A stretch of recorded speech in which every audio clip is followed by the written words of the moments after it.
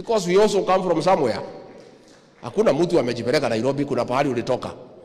Na vile Linturi amesema, siku Mungu atamalizana na sisi, barabara ni moja. Si ni Thika Road. Tukateremka. Sasa watu yote ya Thika Road tushikane kama Simiti. Tumeelewana? Watu ya Thika, hiyo ndio njia ya kwenda nyumba. And this mountain is one. This region is one. And we have a convergence along our economic interests. And we talk one language.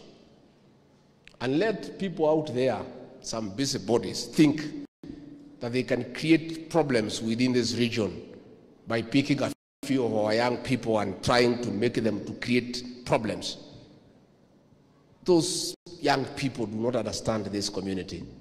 It's a very unique community.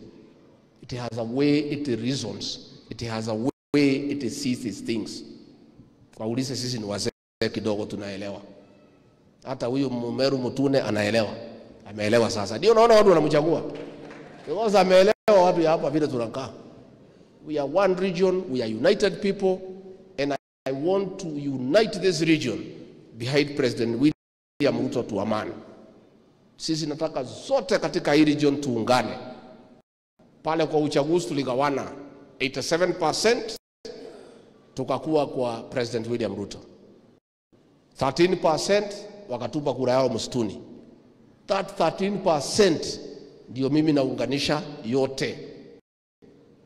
Wakiongozwa na huyu Mburu mtu wa Mburi. And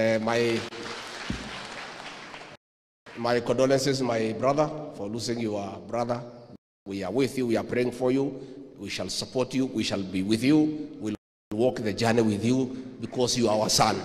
Wewe ni mtoto wetu. Hata ile siku ulikuwa umepotea kwa Azimio, wewe ni mtoto wetu.